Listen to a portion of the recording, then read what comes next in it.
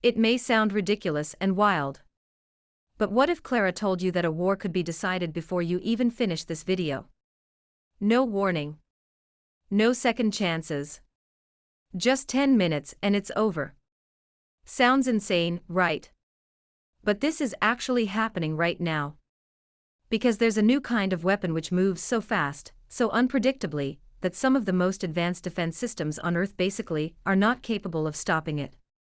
And today, we're breaking down how these hypersonic missiles could literally change a war overnight. Now, picture this.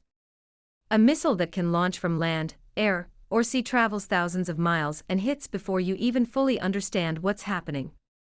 The old response time was about 30 minutes. Now? Less than 10.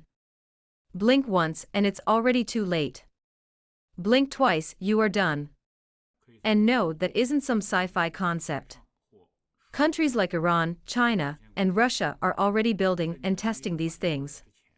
Even worse, some of them have already been used in combat. And Iran is using it in real wars with the US and Israel in the Middle East. And the US is scared. And Israelis are suffering, like people in Gaza. Which raises a scary question. If the best defense systems in the world can't stop these, what can? And what makes these things so scary? Or, a quick question. What makes a missile dangerous? Speed. Well, yes, but not exactly. Because missiles going faster than Mach 5, about 6,000 kilometers per hour, have existed for decades. Those are ICBMs. So what's different now? Maneuverability. Old missiles are basically like throwing a rock really, really hard.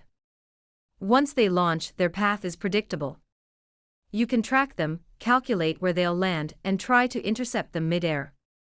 But hypersonic weapons? They don't follow the rules. There are two main types. First, hypersonic glide vehicles. These get launched high into the atmosphere, then detach and glide back down, zigzagging, turning, changing direction, coming in from weird angles. Second, hypersonic cruise missiles. These are powered the entire time by scramjet engines, flying low and extremely fast. So now you've got something that's not just fast but unpredictable. Too low to detect early. Too unpredictable to track easily. Too fast to intercept reliably. A nightmare it is. And here's where things get interesting. It used to be superpower-only tech. Not anymore. Iran, for example, has its Fattah missile series. They claim speeds of Mach 13 to 15, with a range of about 1,400 to 1,500 kilometers. That puts all of Israel and a lot of US bases within reach. And then comes the wild part. Iran says it has already used them. Reports from late 2025 and early 2026 suggest these missiles may have actually penetrated Israel's layered defenses. But those reports are outdated, as the Iran war has witnessed the power of Iran's hypersonic missiles. The newer Fattah 2 is even more advanced, with a proper glide vehicle. Now let's go to China. China has been building what it calls assassin's mace weapons, basically tools designed to counter US power, since the era of Chairman Mao, before the country even had its nuclear warheads. The most famous one is the DF-17, a missile specifically designed to target US military bases and aircraft carriers. Its range is up to 2,500 kilometers. It can deliver anything Guam needs. And because it uses a glide vehicle, it doesn't come in predictably, which makes systems like Aegis struggle to deal with it. And that's just one piece. China is also adding hypersonic technology to long-range missiles like the DF-41, giving it global strike capability. And Russia is also in the race. Kinzhal has been used in Ukraine. Avangard, they claim, can hit Mach 27. The Zircon cruise missile can travel at Mach 8 or 9. So everyone's building these. And the US is still catching up. However, the US military makes the most professional PowerPoint slides. Now let's run a scenario. Imagine a crisis in the Taiwan Strait. The U.S. sends in one of its most powerful assets, the USS Gerald Ford carrier group. This thing is basically a floating fortress. Advanced radar. Missile defenses like Aegis. Interceptors like SM-3 and SM-6. For decades, this setup has been considered nearly untouchable. Until now. China launches DF-17 missiles. Radars detect them. The clock starts ticking. But then something weird happens. The missiles don't follow a normal arc. They split and start gliding. Low. Fast. Unpredictable.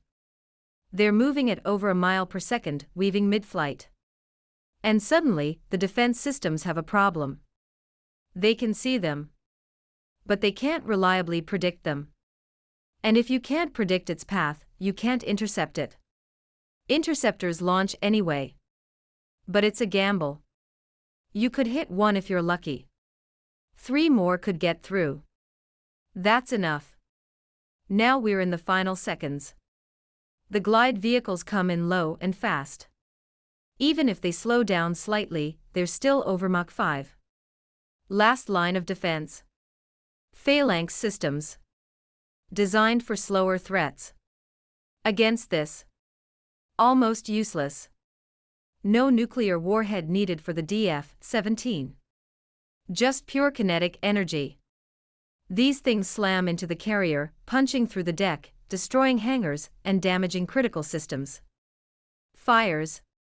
Explosions. Within minutes, a multi-billion-dollar carrier is out of action. The most powerful naval asset on Earth is neutralized, like castrating a pet. Just like that. And this isn't just a theory. Reports suggest newer missiles may have already slipped past systems like THAAD and Patriot. Even defense experts are saying it is a completely new era now, meaning the shield isn't as strong as we thought. Now think about what this means. If aircraft carriers become vulnerable, the US can't just move them wherever it wants anymore. It has to stay farther away out of range. Which means less control over key regions. China's whole anti-access strategy suddenly works. And allies like Taiwan or Japan. They might start questioning how fast help can actually arrive. That's a massive shift in global power. That's also why Japan's Sanai Takaichi is hesitating whether she should follow Trump's order to send the SDF troops to Iran. Iran has hypersonic missiles that can reach Japan. So what does the US do? Everything it can, desperately. First, upgrades. Aegis systems are being improved. Interceptors like SM-6 are being modified. But let's be honest, these systems were built for older threats. So now comes the big project. The Glide Phase Interceptor. The idea is to stop hypersonic missiles mid-flight. Sounds simple. It's not simple at all. You need satellites to detect launches in real time. Then guide an interceptor fast and agile enough to hit something that's dodging at hypersonic speed. That is Apollo-level difficulty. Then there are futuristic options. Lasers. Directed energy weapons. In theory, perfect gear. They move at the speed of light. In reality, power, accuracy, and tracking are still major challenges. So, to tell the truth, it's not ready yet. At the same time, the US is building its own hypersonic weapons. Some programs failed, like ARRW. Others are moving forward. The Army's Dark Eagle system could be deployed soon, with a range of over 2,700 kilometers. But here's the really interesting shift. How to make them cheaper. Companies like Ursa Major are developing systems like Havoc, designed for mass production.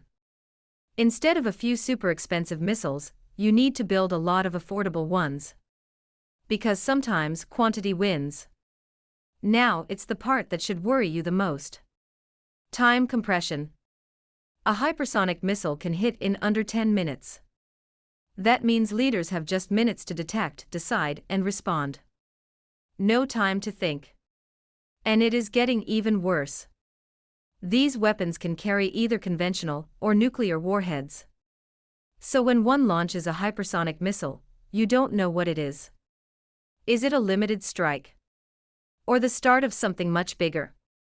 That uncertainty is how mistakes happen. Now, before we all panic, let's be real. These weapons are not magic. They have limits. They can maneuver but not like fighter jets. Every turn costs energy. They often have to slow down near the target to aim because heat and plasma mess with sensors.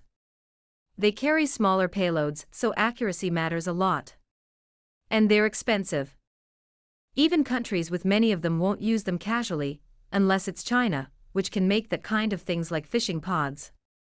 So no, they're not an instant win button. But they are a game changer.